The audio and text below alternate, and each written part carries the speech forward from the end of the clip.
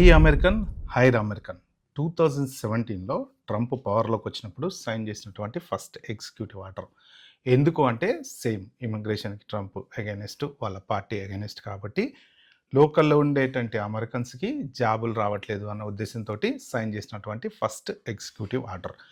So అప్పుడు sign చేసినటువంటి executive ఆర్డర్ని ఇప్పుడు అమలు చేస్తున్నారా సో అనేది పర్టికులర్ వీడియో చూద్దాం. Very important video. ఎందుకు అంటే ఇండియాలో కొత్తగా H1B వీసా ఇంటర్వ్యూకి వెళ్ళినటువంటి వాళ్ళని ఒక కొత్త క్వశ్చన్ అనేది అడుగుతున్నారనమాట.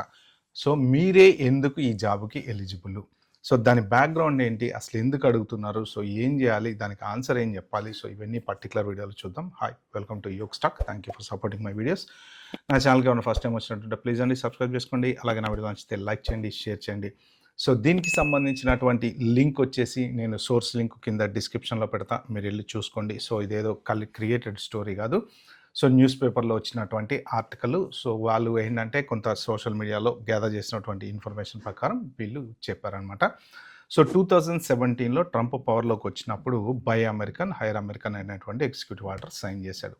సో ఆ తర్వాత కొంత ఇమ్మిగ్రేషన్కి సంబంధించి టైట్ చేయటము, సో ఇప్పుడు జరుగుతున్నటువంటి రూల్స్ ఎలా ఉన్నాయో అలాగా. కాకపోతే ఏంటంటే ఫస్ట్ ట్రంప్ పవర్లోకి వచ్చినప్పుడు ఏదైతే ఇమిగ్రేషన్ మీద క్రాక్ డౌన్ అనేది లాస్ట్కి వచ్చిన తర్వాత మొదలుపెట్టారు. అందుకని ఏంటంటే ఇంకా కొన్ని ఎగ్జిక్యూటివ్ ఆర్డర్లని అవని ఇవని వాళ్ళు సైన్ చేసినవి వెంబటే మళ్ళీ బైడెన్ గవర్నమెంట్ వచ్చిన తర్వాత మళ్ళీ నార్మల్ అయిపోయినాయి.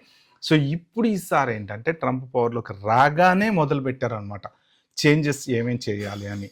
సో దానికి తగ్గట్టు జోసెఫ్ హెడ్లో ఇంకా విపరీతంగా చేంజెస్ చేసుకుంటూ వెళ్ళిపోతున్నారు, ఇన్వెస్టిగేషన్స్ చేసుకుంటూ వెళ్ళిపోతున్నారు. అయితే ఇప్పుడు ఏంటంటే కొంత ఈ ఇమిగ్రేషన్ అటార్నీస్ ఎవరెవరైతే H1B వీసాలు అప్లై చేస్తారో సో కాన్స్టెంట్గా రీసెంట్గా ఒక చేంజ్ అనేది గమనించారట. ఇండియాలో ఎవరైనా సరే H1B వీసా కానీ L1 వీసా కానీ ఇంటర్వ్యూ అటెండ్ అవుతే వాళ్ళని ఒక క్వశ్చన్ అడుగుతున్నారట. ఏంటి అంటే ఈ జాబ్ నువ్వే ఎందుకు చెయ్యాలి, ఈ జాబ్కి లోకల్ అమెరికన్ దొరకడా అనేటువంటి సింపుల్ క్వశ్చన్ అడుగుతున్నారట. ఇప్పుడు ఈ ఒక క్వశ్చన్ వెరీ ట్రిక్కీ క్వశ్చన్ అనమాట. ఫర్ ఎగ్జాంపుల్ ఒక ఆటోమేషన్ ఇంజనీరు ఈ H1B వీసా ఇంటర్వ్యూకి వెళ్ళాడు అనుకుందాం. ఫర్ ఎగ్జాంపుల్ ఆటోమేషన్ ఇంజనీరు అమెరికాలో దొరుకుతాడు కదా సింపుల్గా. అంటే ఎక్కడ దాకా ఎందుకు, మన తెలుగు వాళ్ళు ఎప్పుడో వెళ్ళిపోయి సెటిల్ అయిపోయిన వాళ్ళు, అమెరికన్ సిటిజన్లు, వాళ్ళ పిల్లలు, ఐటీలో చదువుకున్నటువంటి వాళ్ళు, మాస్టర్స్ చదువుకున్నటువంటి వాళ్ళు ఉన్నారు కదా. పోనీ ఈ ఓపీటీ మీద ఉన్న వాళ్ళు ఉన్నారు కదా, స్టెమ్ ఓపీటీ మీద ఉన్న వాళ్ళు ఉన్నారు కదా. అంటే మీ కంపెనీ నిన్నే ఎందుకు హైర్ చేసుకోవాలి అని వీసా రిజెక్ట్ చేస్తారా అంటే చెయ్యరు. కానీ you have to prove. H1B visa అంటే ఏంటి, స్పెషాలిటీ ఆక్యుపేషన్. మీ స్పెషాలిటీ ఆక్యుపేషన్లో మిమ్మల్ని ఎందుకు వాళ్ళు హైర్ చేసుకుంటున్నారు, ఏంటి మీరు స్పెషలు అనేది ప్రూవ్ చేయాలి. అంటే ఎలా ప్రూవ్ చేస్తారు, ఏదర్ మీ ఎక్స్పీరియన్స్ కానీ, లేకపోతే మీకున్నటువంటి క్వాలిఫికేషన్ కానీ, లేదంటే మీకున్నటువంటి ఎక్స్ట్రాడినరీ స్కిల్ సెట్ కానీ మీరు ఆ పర్టిక్యులర్ క్వశ్చన్కి చెప్పాలన్నమాట. సో H1B వీసా ఇంటర్వ్యూకి వెళ్ళిన దాదాపు అందరినీ అడిగేటువంటి question, present latest trending question అనమాట ఇది.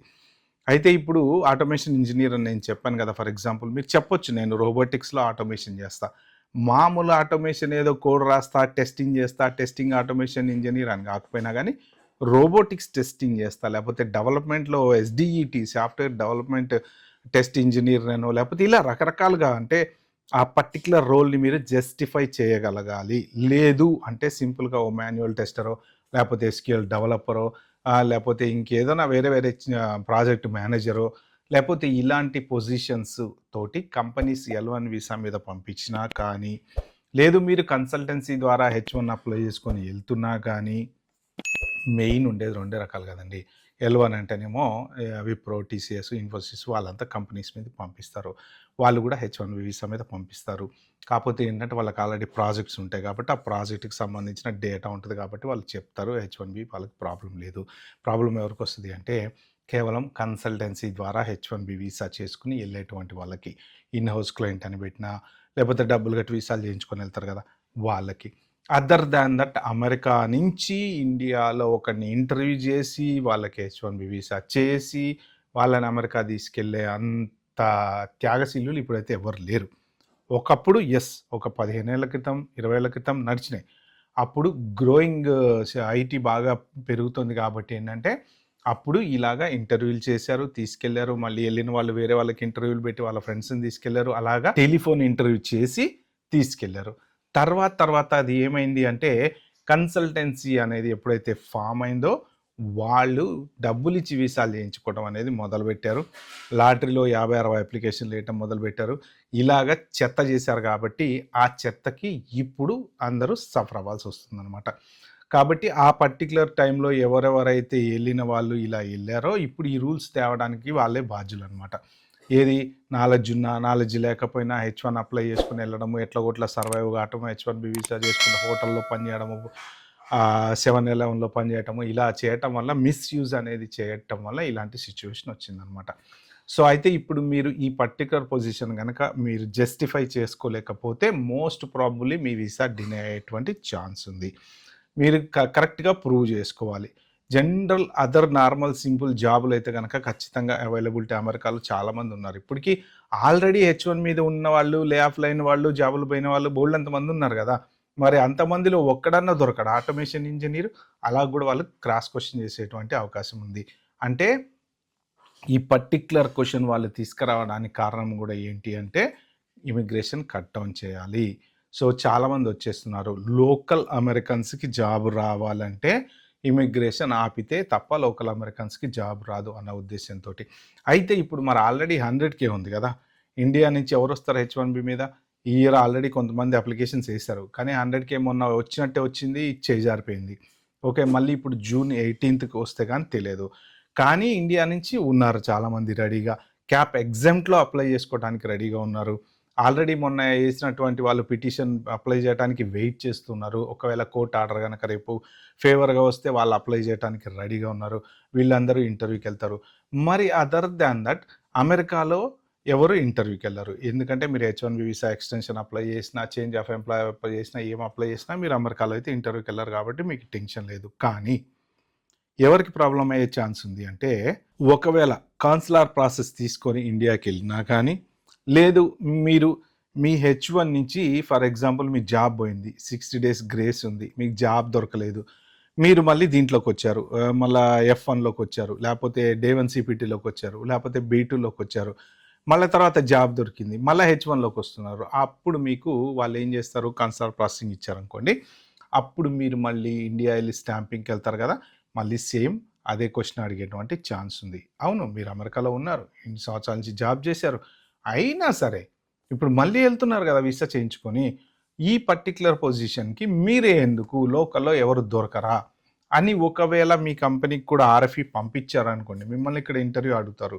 అడిగిన తర్వాత మీరు దానికి సరైన జస్టిఫికేషన్ ఇవ్వలేదనుకోండి, మీ కంపెనీకి RFE పంపిస్తారు. మరి ఈ పర్సన్ని నువ్వు హైర్ చేసుకున్నావు కదా, ఈ పర్సన్ కాకుండా ఇంక వేరే పర్సన్ అమెరికాలో నీకు దొరకట్లేదా అని అన్నారనుకోండి, దానికి వాళ్ళు ఇచ్చేటువంటి రిప్లైని బట్టి ఉంటుంది అనమాట. సో ఇప్పుడు ప్రెజెంట్ ఉన్న సిచ్యువేషన్లో ఏంటి అంటే ఈ చిన్న చిన్న జాబులు, స్మాల్ టెస్టింగ్ జాబులు, డెవలప్మెంట్ జాబులు, తర్వాత ఇంకా ఈ ఆర్టిఫిషియల్ ఇంటెలిజెన్స్, రోబోటిక్స్, AI/ML ఇలాంటి ఏమైనా 10-15 సర్టిఫికేషన్ ఉండి అజూర్, క్లౌడ్ డెవలప్మెంట్, ఇంత స్పెషాలిటీ స్కిల్ ఏదన్నా ఉంటే తప్ప, సైబర్ సెక్యూరిటీ ఇంజనీరు, ఏదో ఒక పవర్ఫుల్ IT స్కిల్ ఉంటే తప్ప రొటీన్ జాబులు ఏమేమైతే ఉన్నాయో ఇన్ని రోజులు అమెరికా వెళ్ళినట్టు వెళ్ళడం అయితే ఖచ్చితంగా ఇప్పుడు పాసిబిలిటీ కాదు. రేపు పొద్దున ఒకవేళ ఈ వీళ్ళు 100K రూల్ June 18th కనుక ఫేవర్గా వచ్చిందనుకోండి, మనకి వచ్చినా వీళ్ళందరూ ఇంటర్వ్యూకి వెళ్ళినా ఇదే పరిస్థితి.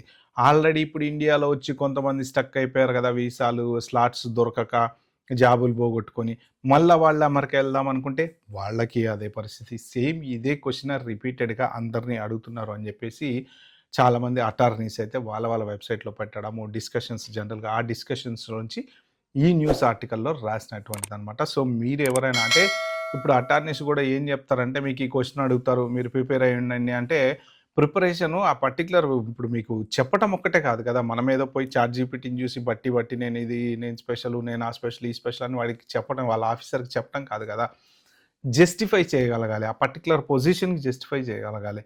సో మీరు ఓన్లీ ఇన్ హౌస్ క్లయింట్ అని చెప్పి వెళ్తున్నారనుకోండి, కథం అయిపోయింది, ఇంకా నోవే, ఇంకా రాదు. ఆ క్వశ్చన్కి ఆన్సర్ చెప్పినా కూడా వాళ్ళు నమ్మరు. పర్టికులర్ క్లయింట్ ఏదైనా ఒక పెద్ద క్లయింట్ అక్కడ ఉండి, ఆ క్లయింట్ ఎప్పుడు జాబ్ స్టార్ట్ అవ్వాలి ఏంటి అని ఇలాంటి రూల్స్ ఏమన్నా కనుక ఉండి మీరు జస్టిఫై చేసుకోగలిగితే మోస్ట్ ప్రాబబ్లీ H1 వచ్చేటువంటి ఛాన్స్ అయితే ఉంది. కానీ other than that no way. So ఈ క్వశ్చన్కి మీరు ప్రాపర్గా ప్రిపేర్ అవ్వండి. మీ ఫస్ట్ ఆఫ్ ఆల్ వెట్టింగ్ విపరీతంగా జరుగుతుంది. మీరు చెప్పిన మీ లింక్డ్ఇన్ ప్రొఫైల్ వాళ్ళు చెక్ చేసుకునేటప్పుడు గనక మీరేదో క్వెషన్‌కి బట్టి ఆన్సర్ చేశారనుకోండి అక్కడికెళ్ళిన తర్వాత మీరే ఈ జాబ్‌కి ఎందుకు రావాలి అంటే ఒక 5, 6 లైన్‌లు పర్ఫెక్ట్‌గా టక చెప్పినా మీ ఎక్స్‌పీరియన్స్, మీ లింక్డ్ఇన్ ప్రొఫైల్, మీ సీవీ, మీ సోషల్ మీడియా వెట్టింగ్ చేసినప్పుడు ఎక్కడన్నా ఏమన్నా వాళ్ళకి అనుమానం వచ్చిందనుకోండి, ఇతనికేమో 4 సంవత్సరాలు, 3 సంవత్సరాలు ఎక్స్‌పీరియన్స్ ఉంది. కానీ అమెరికాకెళ్తున్నాడు 10 సంవత్సరాలు అని చెప్పేసి ఇంత ఎక్స్‌పీరియన్స్ పెట్టాడు, ఇంత పొజిషన్ పెట్టాడు అని చెప్పి డౌటొస్తే మీకు డినై అయ్యే ఛాన్స్ ఉంది మీ అప్లికేషన్. సో, కాబట్టి ప్రాపర్‌గా క్వెషన్‌కి ప్రిపేర్ అయితే అవ్వండి. సో, మీకు వీసా వచ్చే ఛాన్స్ ఉందన్నమాట. ఓకే ఫ్రెండ్స్, ఇది వీడియో చెప్తాను అనుకుంది. వీడియో కనుక మీకు నచ్చినట్టుంటే ప్లీజ్ అండి like, share, subscribe my channel. Thank you. By by. Have a good day.